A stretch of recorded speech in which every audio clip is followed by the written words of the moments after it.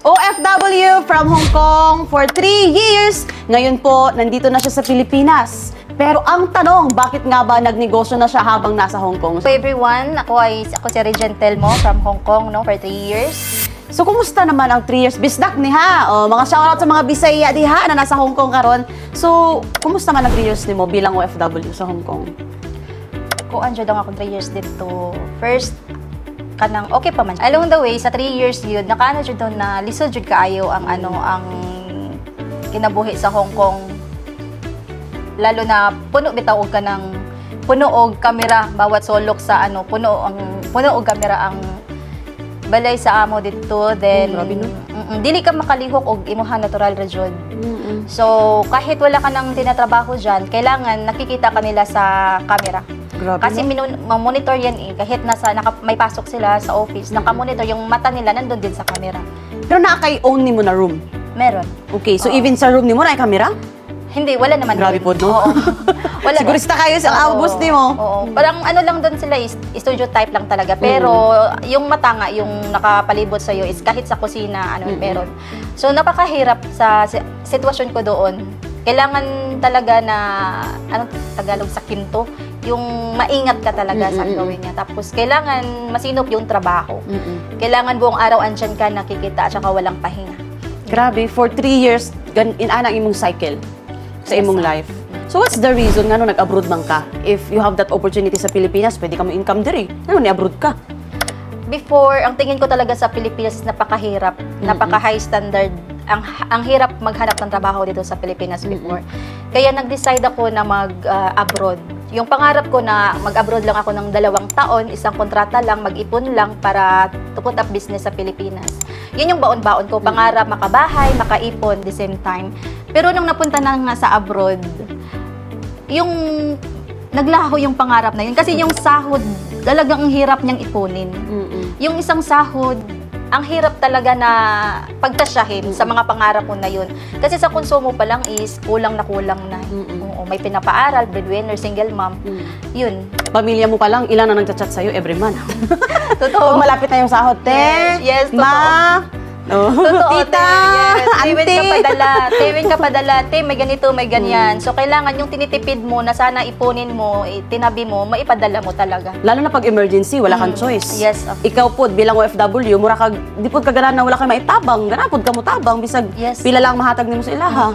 Yun po. So, for 3 years, unsa may naipon nimo? Resibo. Sasabihin ko sana resibo eh. Resibo yung resibo yung naipon talaga. Totoo yun. Tsaka pagod. Naiipon Eyebags? talaga. Eyebags din? Eyebags, oo. Yun. Kaliyo sa kamay. Naiipon. Barikos. Maricos gabi din. Naipon. Naipon talaga. Grabe no, sa 3 years na yon natiis mo siya. Pero, congrats. Kasi 3 years ka pa lang, nakita mo na tong negosyo na to eh. You are so blessed. Kasi ang dami ko nakakausap every day of my life, 20 years na, 30 years na sa pag-abroad. Yung parang, sige na lang, kahit mag-senior na ako dito. Basta, nasa ibang bansa ako, kaysa uwi akong Pilipinas, wala akong trabaho. So, ano yung naging change ng mind mo to try business? Yung turning point ko talaga, bakit ako nag-decide na mag-business is una, yung hirap ng buhay. Yung malayo sa pamilya. Ang dami talaga. Iniisip ko yung sana yung inalagaan ko is pamilya ko, lalo na yung anak ko kasi wala siyang mama at papa. So yun yung iniisip ko palagi. At saka yung na-realize ko din na nasa abroad ka, pero bakit di pa rin ako nakaipon? Correct. Yung ganun ba? Tapos nakikita ko doon na ang daming mga senior na, mga senior citizen na nandun, lalo na sa kahit saan ako magpunta, sa church lang ako, ang dami may dekada na doon. So, napatingin ako sa kanila, sabi ko, ayokong abutin ng ganitong katagal sa abroad. Correct. Ayokong abutin na ganito kahaba yung malayo ako sa pamilya ko, lalo na sa anak ko. Kaya sabi ko, maghahanap talaga ako ng opportunity na makapagbigay sa akin ng income na malapit lang sa pamilya.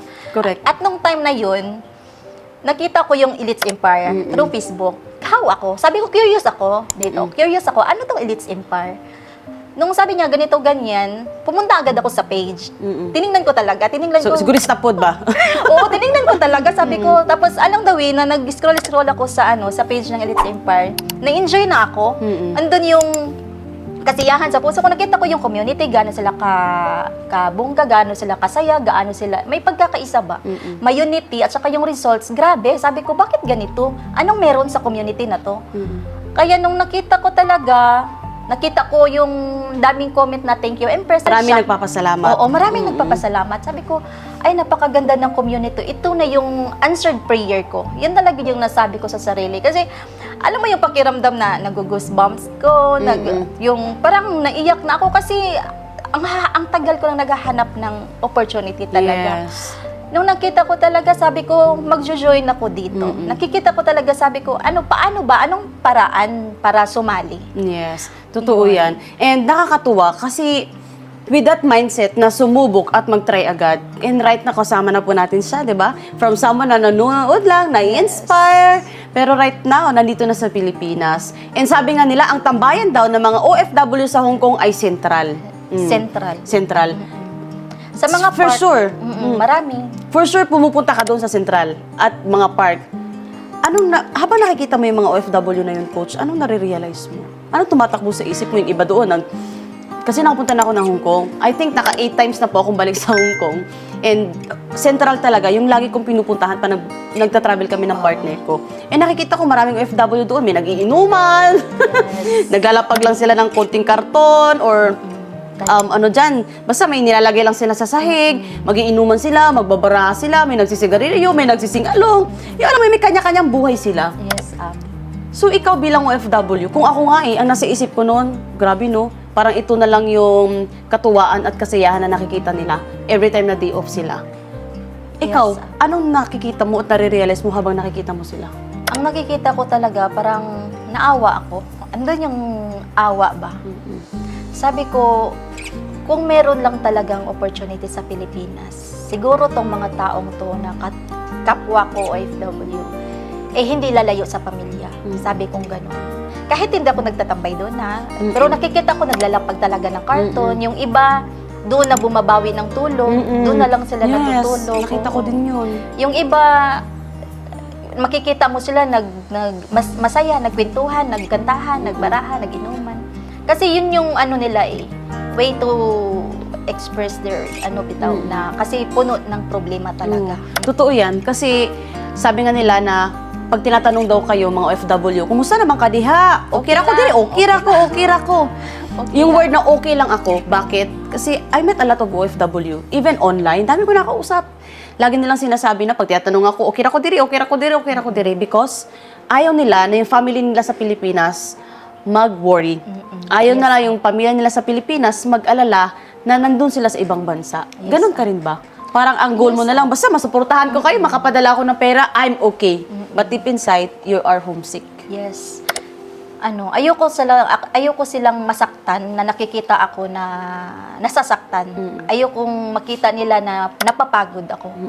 Ganon yung express ko sa love ko sa family ko. Kaya ganon din siguro yung mga din.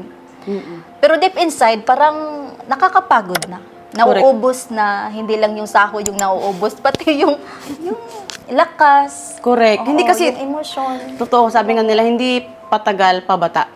Hindi patagal bumabawas yung edad, kundi dadagdagan ng edad. Yes. Anong message mo sa mga OFW na nanonood ngayon? Kasi maybe some of them, bago pa lang sa ibang bansa, or maybe matagal na lang sila sa ibang bansa at napapanood nila to na Elite's Empire ang one way na nagkaroon ka ng bagong perspective sa buhay, direksyon na panibago. Anong message mo sa kanila? Sa lahat ng mga OFW, ang message ko sa atin lahat na kung makikita mo itong Elite's Empire, grab nyo na. Kasi alam ko, ang pakiramdam ng isang OFW, sobrang pagod. Alam ko na naghahanap din kayo, na kung may chance lang talaga na may pagkakitaan sa Pilipinas is hindi na kayo lalayo. Kaya itong Elite's Empire talaga, I suggest na napakagandang community na makakatulong sa atin sa pag-abot ng ating pangarap, makapag-provide sa pangangailangan natin na hindi kailangan lalayo sa pamilya. Yes, and alam ko kabayan, you really feel that heartfelt ng isang OFW. Sure ako habang pinapakinggan mo siya, nandyan sa heart mo na, same man tao makarelate man kunin mo. And if you feel that, inspiration sa heart mo, itry mo to, sumubo ka, kasi baka ito na rin ang magiging susi para makauwi ka na sa Pilipinas for good. By the way, I'm Ana Rose Argoanon. To know more about our business, message my page now.